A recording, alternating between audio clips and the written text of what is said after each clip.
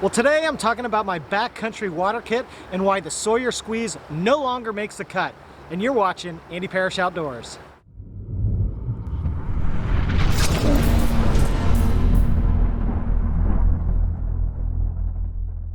Well, hey everybody, Andy here, and thanks for joining me today. And if you're new to this channel is all about backpacking and outdoor adventures and gear and tips and tricks and a whole range of other stuff. So if you like any of those kind of things, go ahead and subscribe, and then you'll be alerted every time I post new content. And there's a lot of new content coming. But sit back and relax, and let's dive into my updated Backcountry water kit and why I think it's the best on the marketplace today. Now I'm going to compare this new kit to my previous kit, which I put out a video just a couple years ago. I'll leave a link up above for that. This new one is lighter, it's more packable, and I think it's easier to use. But you be the judge, and I want to hear in the comments down below, what do you think of the changes that I've made to my Backcountry water kit? Let's dive into that now.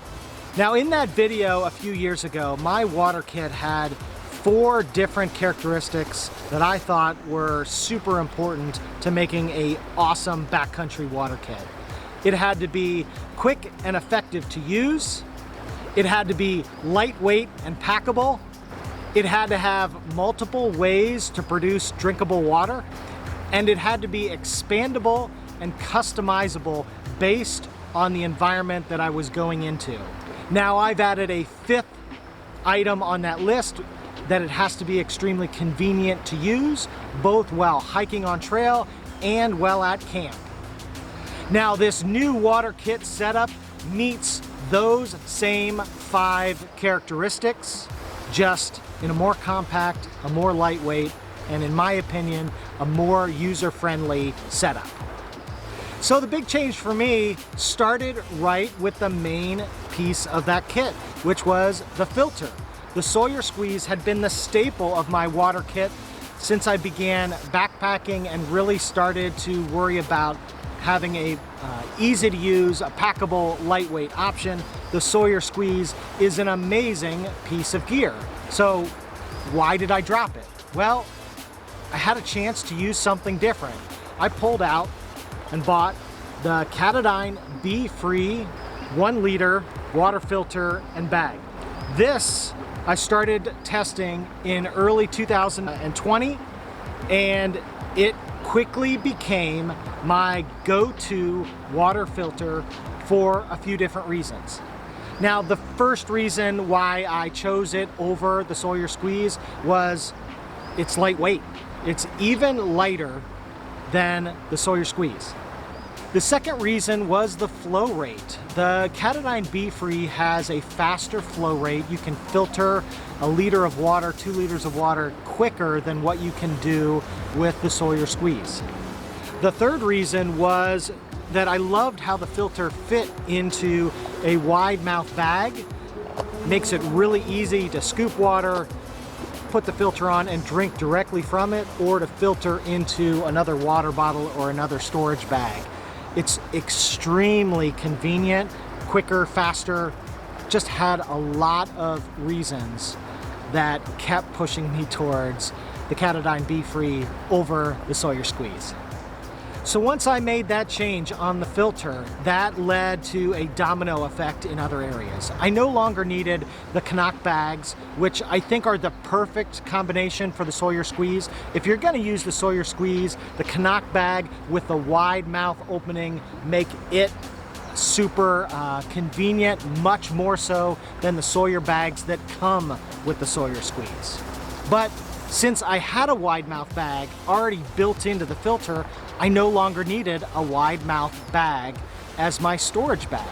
So then I could look at a lighter, also collapsible option, the Evernew 2 liter collapsible water storage bag. Now, the Evernew bag is a lighter, also very compact option similar to the Cnoc bag. But I no longer needed a wide mouth option, so I could choose the lighter weight option over the little bit more robust Cnoc bag that is a perfect fit for the Sawyer Squeeze. The other factor is I liked that these water bottles, when full, can stand upright where the Cnoc bags cannot. So there were two different features that made this bag a better option with the Katadyn BeFree. Now, I still pair my new updated kit with an easy drink option. I do bring the Smartwater 1 liter water bottle with the sports cap. I find that's the simplest way to drink on trail, so I've got it in a pocket on my shoulder strap, so it's really easy to pull out, drink, and put back in and continue to hike. I love that convenience factor, and I don't mind having a single bottle that isn't collapsible. I know some people might carry multiple of these. I find that one is plenty. If I'm gonna have a storage bag, then I'm gonna pick something like the Evernew bag that is collapsible and won't take up additional space when it's empty. So if you've gotten any value out of this so far, please go ahead and give the video a like. It really does help the channel. Now let's get back to it. And the final piece of my updated water kit is chlorine dioxide water tablets. And this is so that I have a backup in case my filter freezes or breaks or just has some other clogging issue. I've got another way where I can chemically treat the water and have safe, drinkable water on trail in case that fails. I always like to have a backup, so I typically bring something like this, which is a small baggie. This has 8 different tablets, so I could treat 8 different liters of water. And in my mind, that's probably plenty in most situations to get you back to safety before you run out of water. Now, to meet changing needs, my kit can expand depending on the conditions that warrant it. So first and foremost, if I have a longer stretch between water stops and I need to be able to pack more water, it's real easy to just add another Evernew bottle, collapsible, lightweight, 2 liter bottle for those longer trails that require, greater distance between stops. The other piece of kit that I will often add is the Hydrapak UltraFlask. It's a 600 milliliter collapsible bottle, much like the bag from the BeFree.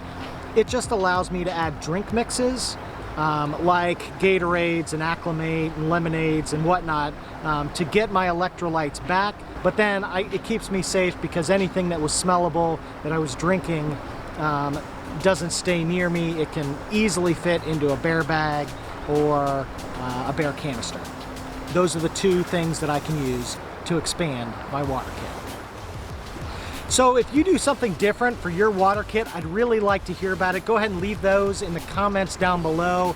That way others can see and we can all share and pick up tips and tricks that can all make our backcountry experiences better. So that's it.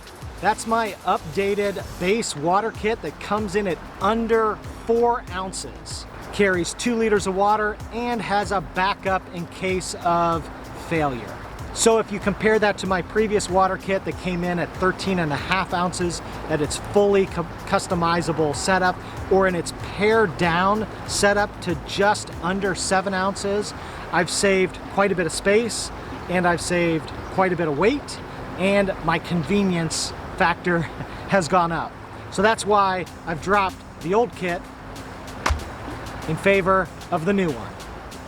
Well, that's it for today. Thanks so much for watching, and until next time, be well.